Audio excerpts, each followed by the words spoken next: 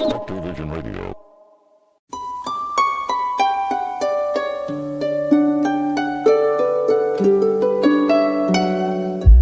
Welcome to Gods, Ghosts, and UFOs, the biggest podcast in the universe, where we talk about all the things they said weren't real. My name is Jordan, and I'm here with my venerable, dependable, incomparable co-hosts, Mallory Everton and Tom Maxwell. Hello. Hello.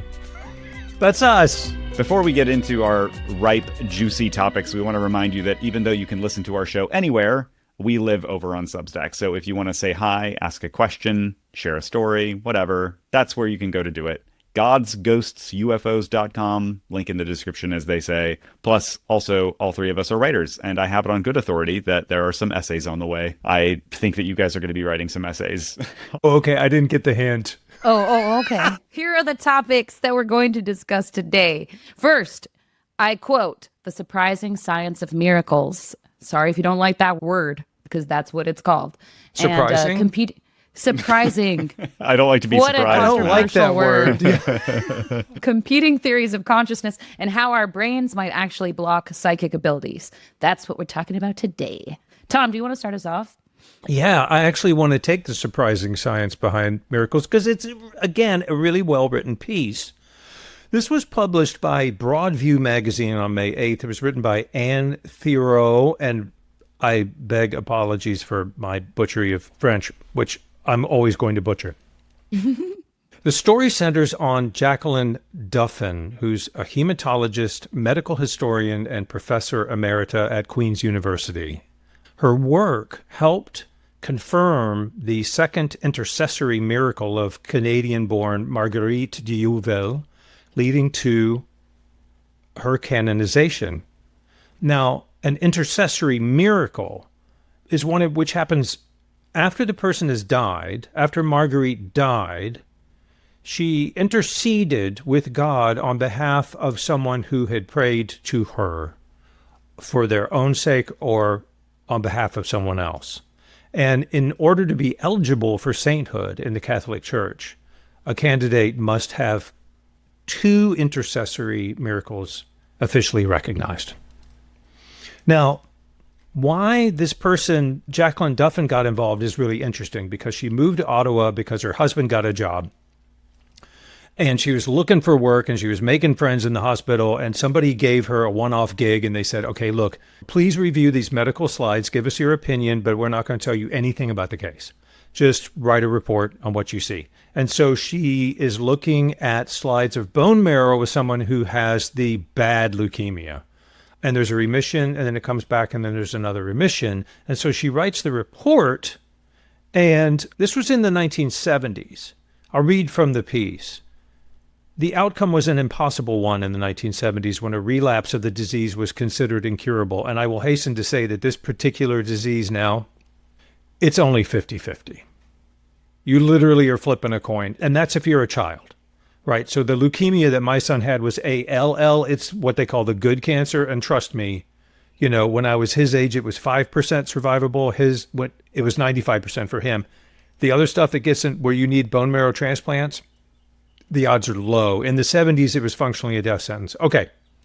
Duffin figured that the slides combined with the secrecy surrounding the case meant that she was doing an assessment for some kind of medical malpractice suit. She said as much to her boss when she handed over her report. Or, she added, are we dealing with a miracle? And her boss was like, I don't know. And in fact, that's what they were doing.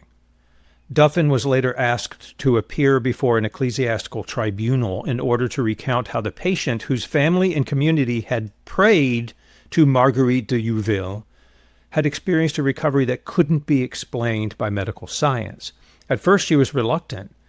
I'm again reading from the piece. She was an atheist who was married to a Jewish man and didn't feel comfortable testifying that a miracle had taken place. But the nuns working on Youville's case seemed delighted by this. To them, it meant that she had no vested interest in the outcome of de Youville's sainthood and could therefore offer an objective opinion.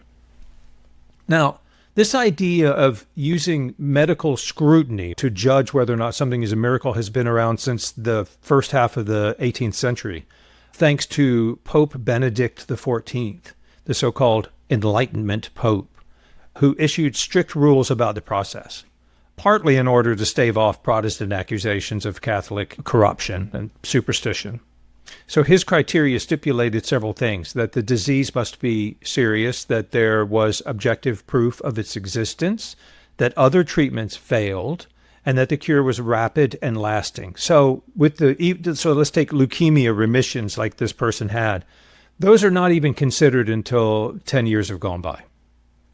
And a cure attributable to human effort, no matter how much people pray, that's insufficient. Even cases that are considered exceptional, that's not sufficient to be called a miracle. The idea is that the cure has to be inexplicable. And that is the label used by the church and clerics and doctors in the Vatican's so-called medical conference.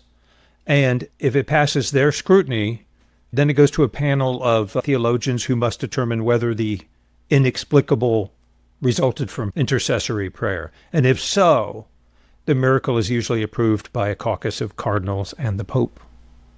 So we have the point of view of an atheist hematologist who helped confirm a miracle in the 1970s and then started studying medical history and the history of miracles and has worked with the church from then on. I will hasten to say that her opinion, which is mine, is that this is not necessarily, we're not necessarily talking about God. It seems necessary that the people believe and that the patient believes that they are invoking a potential saint or a holy person to do this work, but it doesn't necessarily conform to orthodoxy as much as it's just something where doctors will go, I don't know why this happened, but it happened. The definition of miracle that I've always been the most comfortable with is something that happens due to forces or influences or laws that we just don't understand yet. But I think that it's one of the things that really resonates with me about the Catholic Church's definition of a miracle is that it must be intercessory in some way. Like, as in, it has to be intentional. Somebody has to have wanted something that seemed impossible based on our current understanding of how things work. And then things turned out according to the way that they hoped that they would, or were influenced by that desire, by that intention. And so it's simple to then put words on it like, I prayed for this thing and then this thing happened, or I prayed around this thing and then this thing went differently. But I think that it's a little bit reductionist to stay in that place. It's okay. I don't think that there's like a problem with that. But I do love the idea that I think that it's not too hard to get behind that sort of broad, inclusive, open-hearted definition of miracles, which is things can happen that you didn't expect based on things that you don't understand. And that they can happen in a way that is intentional, and that does come from someone or something, that comes from a place of desire on behalf of someone, for someone's benefit. And so I think that's really beautiful. And maybe this isn't the exact moment for it, mostly because I want to let Mal talk and I don't want to, rant for 5 minutes like I can easily.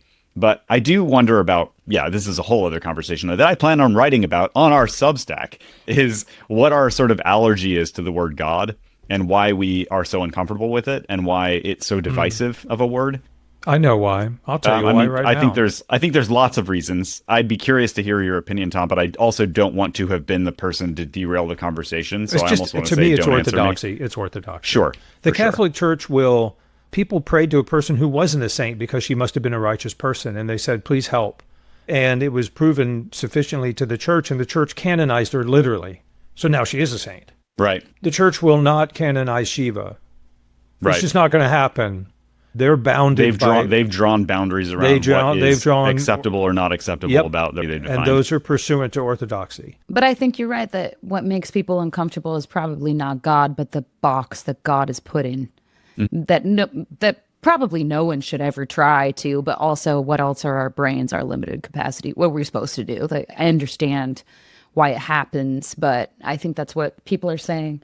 And I think that if people are more comfortable, I think it makes all the sense in the world to replace the word miracle with the word mystery. If you like that word more and say, what we're doing here is possibly invoking medical mystery. There's something we don't understand here that's worth actually using the scientific method to push on. Is it possible that prayer opens up possibilities? Is it possible that something about us aligning with something does something? What a mystery. If miracle is a word that gives you hives. Well, mystery is such a great word to invoke it suggests openness. It says a mystery is the admission of not having the full and complete certainty or answer. It is the antidote to certainty is mystery. And it's also sexy, you know? Everybody likes a mystery. So we're okay with it. Let's have some mystery.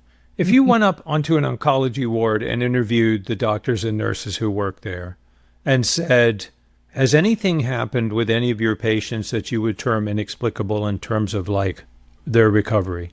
I guarantee you. Every single one. At least a majority of them would go like, oh yeah, this shouldn't have happened. We need that future episode, by the way. That's just data. Professionals about things they can't explain. Dude, you know? Oh my God. Or hospice workers. You could have a whole podcast that was just that. Absolutely. Just that. It's so true. Absolutely. And because I think it's just the a matter medical it's like, miracle podcast. Yeah, because the human body is mysterious. Like we still don't mostly understand how human bodies work. So we should expect miracles. Expect miracles. And we're people who are saying that without flashing up a donation sign. Careful, Tom. Wait, we have one? Well, I'm asking people Please every day to if you subscribe. Please, absolutely. If you have a few dollars, send them our way. Tom Maxwell's prosperity gospel is we're not promising miracles. A mysterious pot of coffee that appears in the morning. Wow. Yeah, we're not you, saying Jesus. that we're going to provide the miracles. Oh Christ! We're just telling you that they'll happen. They'll just happen. Just pay us to keep talking about it. Will it be more likely that they happen if you give us money? Oh Jesus! Maybe. I don't want to be hit by lightning. Have you heard? Because of what you people are saying in Los Angeles. I don't want to be hit by lightning down here. All right. Well, it turns out that I'm back in the debrief. I feel like we should probably be paying them at this point. Anyway, they ran an article I obviously couldn't resist, discussing a collaborative research effort led by the Allen Institute to test two leading theories of consciousness, Integrative Information Theory, IIT, and Global Neuronal Workspace Theory, GNWT. GNWT. You know it's serious if it has an acronym. Now, I'm not going to get into the theories themselves, mostly for the sake of honoring our commitment to cut the boring parts, and I'm not a neuroscientist. But what grabbed me about this story was that the researchers used an adversarial collaboration approach, meaning scientists from each competing theory worked together to design experiments to test them both. So in this case, they used neuroimaging techniques on 256 participants while showing them stuff. As you'd expect from a good study, they found some evidence that supported the theories and some evidence that challenged them. In other words, it seemed like the hypotheses that were produced by these competing theories of consciousness were both a little bit right and a little bit wrong. My favorite quote, though, was from Anil Seth, a professor of cognitive and computational neuroscience, who said, "It was clear that no single experiment would decisively refute either theory. The theories are just too different in their assumptions and explanatory goals, and the available experimental methods to enable one theory to win out over another conclusively." But while consciousness remains just as mysterious as ever, speaking of mysteries, it's clear that so-called adversarial collaboration is a great way to do science, since it dramatically mitigates the kind of cognitive biases that can make scientific progress impossible.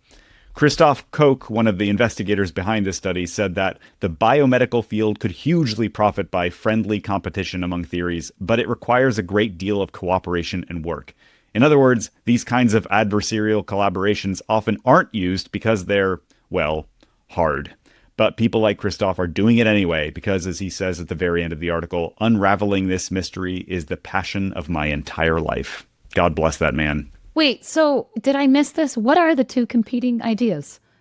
So this is the part that I decided not to explain because it was too complicated He for skated my past brain. it like it's fucking Christmas time on the lake. He just, woof, there he goes. Both of these theories were about how the brain may or may not create consciousness using sort of information systems within the brain. One of them suggested that there was a sort of network of information that cohered together in a way that produced consciousness, and the other one said something similar but different. I got it really hard. And so they were trying to use neural imaging to decide whether or not these parts of the brain behaved in the way that these theories suggested that they would behave if they were, quote unquote, creating consciousness.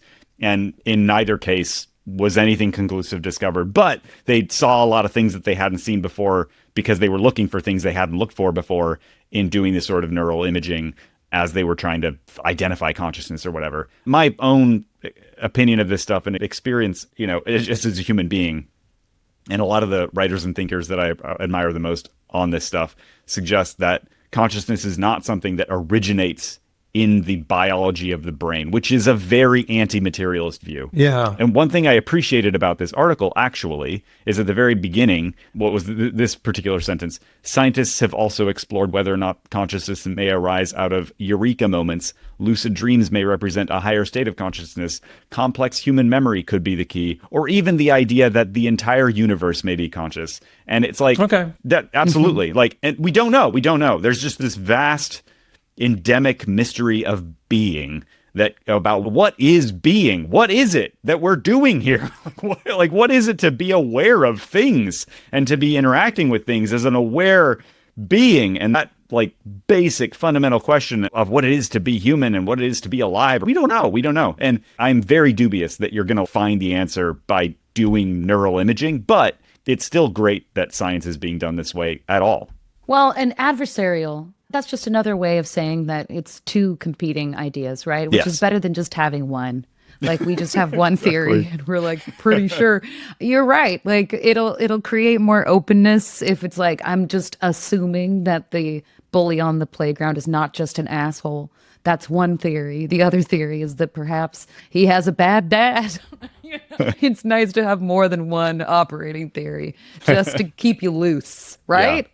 Well, and it's great when you test them against each other, you mitigate the potential for cognitive biases, because when you just have the one theory and you start to run tests on it, it's very easy to have confirmation bias. It's very easy to run tests that are created in a way to confirm what you already believe. Yeah. Whereas if you have an adversarial theory like set up against your thing, then if you're both working together to create experiments, you're probably not going to create experiments that introduce those biases quite so naturally, which is awesome. But even the term itself implies tribalism. They're like, oh, it's going to be tough, because the people behind theory X are invested in it in a big way. And those dudes with theory Y can go fuck themselves, Yeah. So on the one hand, it can be revealing, but it's difficult because in science, as in religion, there are orthodoxies. It makes me feel like when you were reading that, I was like, I bet that there is a highly detailed report from the 14th century where they studied, which bodily humor was the most important. You know what I mean? Absolutely. Yeah. And probably would have been helpful for them to have adversarial collaboration as well. That's what I'm saying. They had people coming in there and just really, really going to bat for their favorite humor. I'm all for blood, for sure. I think bile is gross. I don't want to be on bile's team. You're entitled to your wrong opinion. You would be on Team Bile, Tom. You would be on Team Bile. Thank you. You're damn right I would. What are my other options? Spirit? I don't remember. Pee? Okay, urine is definitely one of them. For sure. Urine, right? It isn't. No, okay, fucking Tom, hell. Tom, you look up the humors while Mal asks me the question that she wants me to cut later. Here's the question. You can cut it. But I was asking it because it came up in the article that I read, which was, it brought up data fishing. And do you know very much about data fishing? Because these different scientific ways of approaching mysteries, it seems important to understand what these terms really are. So now we've talked about adversarial. What do we call this? Testing? Adversarial collaboration. Yeah. That's a great term, by the way. I think it's pretty great. Yeah. Sounds branded for friendliness. Data fishing is essentially when they just have a bunch of data and then they just start sifting through it to try and find something that makes sense. And apparently that's worse than going into a study with an actual thing you're trying to test. Am I right about that? I would believe that it's worse because we tend to find what we're looking for. And this is why it's very hard not to do studies with cognitive bias, because you just have cognitive biases. And to set up a study without cognitive bias is incredibly hard. Even if you do your best job to set it up so that it doesn't include cognitive bias, as you're getting the results of the study, you're still going to be cognitively biased to see things that you want to see and to not see things that either you don't expect or that you don't want to see. And so it's very, very, very challenging to get really good data that challenges baked in cognitive biases. And so this is why you can read two different headlines that say the exact opposite thing based on the exact same study. Because you can look in there, you could be like, well, I think the data says this, and someone else can say, I think it says this, and they're the opposite things. And yes, if you got someone who's really knowledgeable about the study, who really deeply understood the data that you're looking at, they might be able to point you in a better direction than that.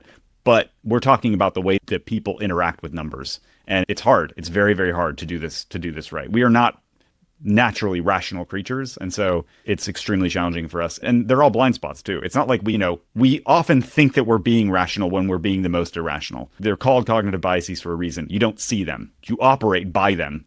And the whole time thinking, I'm rational, I'm reasonable, partly because you grew up in a culture that told you that you were less valuable if you weren't rational or reasonable. So you will do everything in your power to prove to yourself and to everyone else that you're rational and reasonable. Meanwhile, behaving like a typical human being, which is mostly by gut. Okay, the 4 humors. Are you ready for the 4 bodily humors? Let's hear them. Which coincidentally also describe my career in college. Blood, yellow bile, black bile, and phlegm. Blood is sanguine. Yellow bile is choleric. Black bile is melancholic. Albrecht Dürer had a really beautiful engraving on melancholia. And phlegm is phlegmatic, associated with calm, thoughtfulness, and being relaxed. Black bile is associated with melancholy, pessimism, and a tendency toward analysis and detail. I feel attacked. Yellow bile is associated with quick-temperedness, ambition, and a tendency toward leadership. And sanguine is associated with warmth, optimism, and a cheerful disposition. I chose the right team. Wow. I'm so glad that we ended our discussion of 2 competing scientific studies of consciousness with an exploration of the 4 humors. It just makes sense.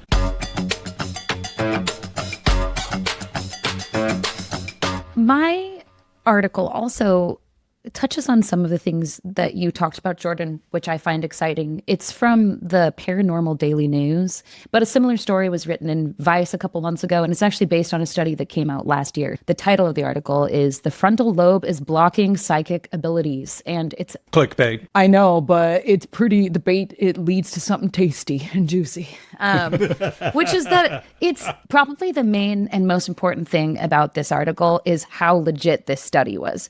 So it came out in a peer-reviewed and well-established medical journal called Cortex last year.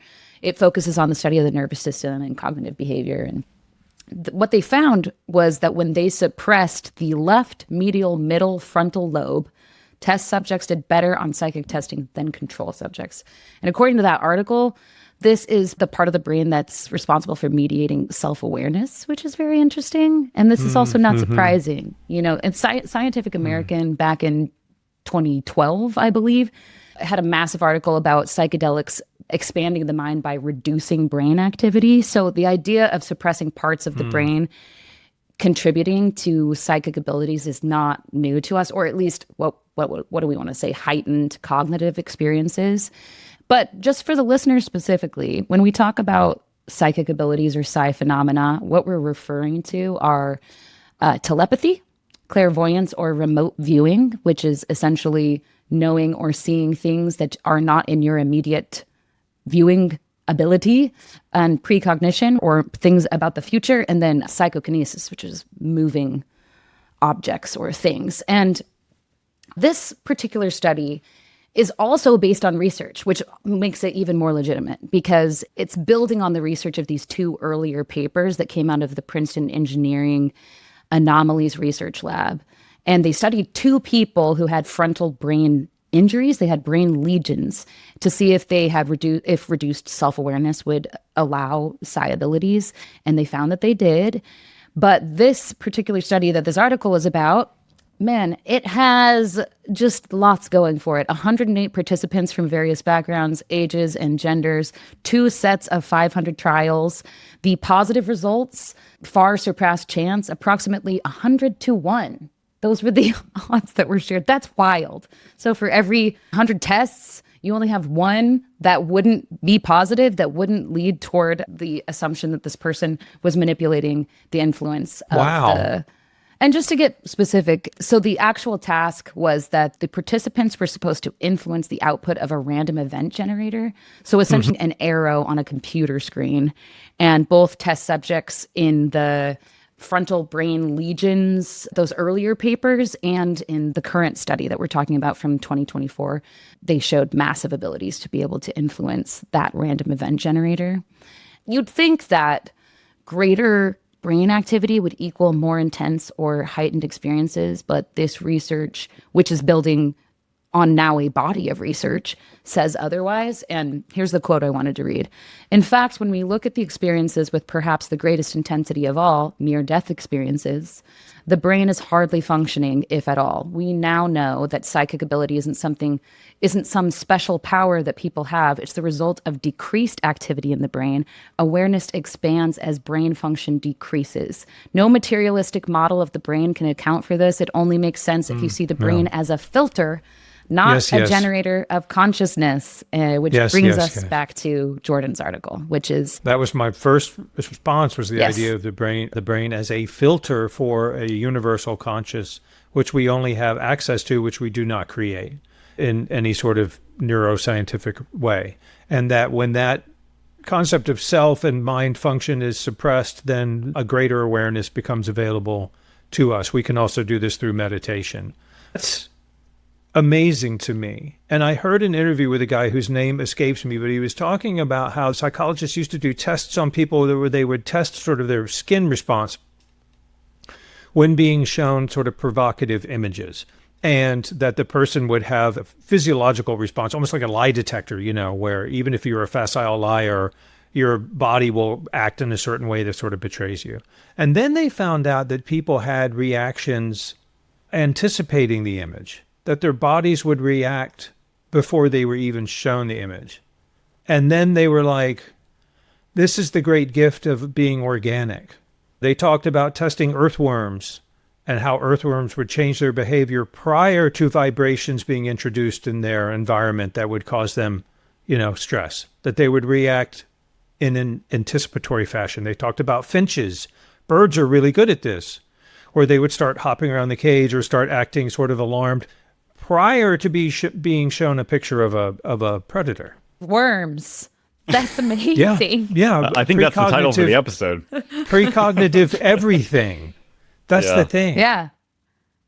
That's amazing. Super cool stuff. Jordan, I want to hear from you too before I say my next thing. My take was, it's the same as Tom's. It is really thrilling to me that more and more people in the sort of traditional academic spaces, people who are respected for being very educated and for working really hard at understanding how things work. In all of my railing against materialism, I never want to give the impression that I don't respect people who spend the majority of their lives trying really hard to understand how the world works, doing real science, getting into the data, getting into the studies, developing hypotheses and testing them rigorously. Those people are heroes, every single one of them. Yeah, that's beautiful. Especially the ones who are not known, especially the ones who are obscure, who just toil in laboratories or in in universities for their whole lives. And it is really thrilling to me when more and more of them start coming online to the idea that there's more going on here than just like the sort of substance of like our senses, that there's more going on here than the materialist theories of consciousness, basically, that we are psychic creatures, and not just us, but it turns out maybe worms too. Isn't that attributable to the increasing and accruing removal of stigma surrounding that kind of inquiry? Absolutely. Especially in the scientific community, where a lot of people, you don't fucking talk about it, much less study it. Well, it has been for generations. It's been heavily chilled. If you put certain words or certain ideas into your queries, into your proposals, you would be blacklisted. Like, you would no longer have access to anything. You could literally, your career could end over the misuse of a single word. That kind of thing is anti-scientific. It is absolutely anathema to the pursuit of knowledge. And so I am just so grateful that a lot of, like you said, the stigma seems to be being lifted. So I think the story that you're covering, Mal, is very exciting, primarily to me for that reason, because it's not surprising. It's like, oh yeah, this sort of confirms the thing that we've suspected. Is it actually true that the brain is more of a filter? Its job is not to gather information, but to filter most information out so that we can function. And it turns out that, yes, actually, studies have shown that is true. One of the things I'm so curious about is, like, is there a self-awareness spectrum where, like, the more self-aware that you are, the less telepathic you are, and the less self-aware that you are? But if it existed on a spectrum, you could imagine that, like, maybe all the evil billionaires have like giant ego, giant self-consciousness disease where they're incapable of connecting with something more communicable of their frontal lobe. No, but like, isn't it like it's diagnosable, right? I do want to say one more thing about this article, though. So just as a reminder, it's about the frontal lobe. Like what they were studying was the left medial middle frontal lobe. That's what they were suppressing. And just for anybody who's listened to the telepathy tapes, I just wanted to look this up. Apparently, individuals with autism, their frontal lobe, particularly the prefrontal cortex, can exhibit unique developmental trajectories and structural variations compared to typically developing individuals. And some of these studies indicate that autistic brains may undergo a faster rate of decline in frontal lobe gray matter volume during adolescence than typically developing brains. And then other studies have suggested that autistic individuals may have atypical connectivity within and between the frontal lobe and other brain regions. Just thought that was interesting. The automatic suppression. That sounds like more evidence of the theory. That's pretty cool. I love the fact that they were like, psi exists. I mean, they started with that, right? We don't have to discuss this. They've been doing this work at the Ryan Institute in Duke for damn near 100 years. So let's not kid around. I mean, it's a thing. And so they're going like, okay, well, let's think about what may affect it or encourage it or suppress it. I mean, this is amazing. Yeah, That's amazing I love it. to me. Yeah. Thank you, Mal. Please donate if you can. Give what you can. Please reach deep in your heart and your pockets so that Tom can buy another pair of really groovy glasses and Mal can buy that personal helicopter that she's always dreamed of. Where do I go to sell out? With a yacht inside a yacht. Where do I go to sell out? Is this where one goes to sell out? Hey, everybody. We're very grateful to you for listening, and we would love if you left us a review and you joined us on Substack. And also, don't forget, we're on YouTube. If you know, you know. What? Is it a secret? You know, I just feel like it's still a lesser known website. I just wanted to make a comment. So yeah, just as a review, leave us a review. Join us on Substack. Join us on the little known website YouTube, and share this episode or any of our episodes with a friend that you think would connect with us and with you over this content. Yeah, and suppress your frontal cortex so you can get in touch with us telepathically and find out the real secrets behind the show.